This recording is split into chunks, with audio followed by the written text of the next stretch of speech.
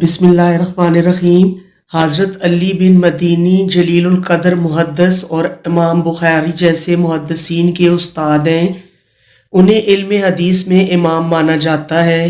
وہ فرماتے ہیں کہ میرے والد صاحب کا انتقال ہو گیا اور میں خدا تعالیٰ کے فضل و کرم سے حافظ قرآن تھا۔ میرا یہ معمول تھا کہ میں روزانہ والد صاحب کی قبر پر جاتا اور تلاوت قرآن کریم کر کے انہیں ایصال ثواب کرتا۔ ایک مرتبہ رمضان شریف کا مہینہ تھا، 27ویں شب تھی۔ سحری کھا کر فجر کی نماز سے فارغ ہونے کے بعد حسب معمول میں فجر کے بعد والد صاحب کی قبر پر جا کر تلاوت کرنے لگا تو اچانک برابر والی قبر سے مجھے ہائے ہائے کرنے کی آواز آنے لگی۔ جب پہلی مرتبہ یہ آواز آئی تو میں خوف زدہ ہو گیا۔ میں ادھر ادھر دیکھنے لگا تو اندھیرے کی وجہ سے مجھے کوئی نظر نہیں آیا۔ جب میں نے آواز کی طرف کان لگائے اور غور کیا تو پتہ چلا کہ یہ آواز کسی قریب والی قبر سے آ رہی ہے اور ایسا لگا کہ میت کو قبر میں بہت خوفناک عذاب ہو رہا ہے اور اس عذاب کی تکلیف سے میت ہائے ہائے کر رہی ہے۔ بس پھر کیا تھا، میں پڑھنا پڑھانا تو بھول گیا اور خوف کی وجہ سے میرے رونگٹے کھڑے ہو گئے اور میں اسی قبر کی طرف متوجہ ہو کر بیٹھ گیا۔ پھر جوں جوں دن کی روشنی پھیلنے لگی تو آواز بھی مدھم ہونے لگی۔ پھر اچھی طرح دن نکلنے کے بعد آواز بالکل بند ہو گئی۔ جب لوگوں نے آنا جانا شروع کیا تو ایک آدمی سے میں نے پوچھا کہ یہ قبر کس کی ہے۔ اس نے ایک ایسے شخص کا نام لیا جس کو میں بھی جانتا تھا، کیونکہ وہ شخص ہمارے محلے کا تھا اور بہت پکا نمازی تھا۔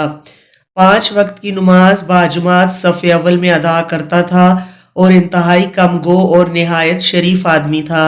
کسی کے معاملے میں دخل نہیں دیتا تھا۔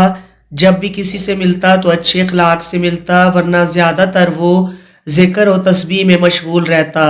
جب میں اس کو پہچان گیا تو مجھ پر یہ بات بہت گراں گزری کہ اتنا نیک آدمی اور اس پر یہ عذاب۔ میں نے سوچا کہ اس کی تحقیق کرنی چاہیے کہ اس نے ایسا کون سا گناہ کیا ہے جس کی وجہ سے اس کو یہ عذاب ہو رہا ہے۔ چنانچہ میں محلے میں گیا اور اس کے ہم عصر لوگوں سے پوچھا کہ فلاں شخص بڑا نیک اور عابد و زاہد آدمی تھا، لیکن میں نے اس کو عذاب کے اندر مبتلا دیکھا ہے، اس کی کیا وجہ ہے؟ انہوں نے بتایا کہ ویسے تو وہ بڑا نیک اور عبادت گزار تھا، اس کی اولاد بھی نہیں تھی، ہاں اس کا کاروبار بہت وسیع تھا۔ جب وہ بوڑھا ہو گیا اور اس کے اندر کاروبار کرنے کی طاقت نہ رہی اور کوئی دوسرا اس کے کاروبار کے چلانے والا بھی نہیں تھا تو اس نے اپنے ساتھیوں سے مشورہ کیا اور خود بھی سوچا کہ میں اب ذریعہ معاش کے لیے کیا طریقہ اختیار کروں۔ اس کے نفس نے اس کو یہ تدبیر سمجھائی کہ تو اپنا سارا کاروبار ختم کر اور جو کچھ پیسے آئیں اس کو سود پر دے دے۔ اس نے سارا حلال کاروبار ختم کیا اور جو رقم آئی اس کو سود پر لگا دیا۔ چنانچہ کاروبار سے فارغ ہو گیا تھا، اس لیے ہر وقت مسجد میں رہتا، اشراق، چاشت، تہجد، اوابین وغیرہ تمام نوافل پڑھتا اور 5 نمازیں امام کے پیچھے باجماعت صف اول میں تکبیر اولیٰ کے ساتھ پڑھتا اور رات دن ذکر و تسبیح میں مشغول رہتا۔ ادھر لوگوں سے اسے ہر مہینے سود کی معقول رقم مل جاتی تھی جس کے ذریعے مہینے بھر کا سارا گزارا چلاتا۔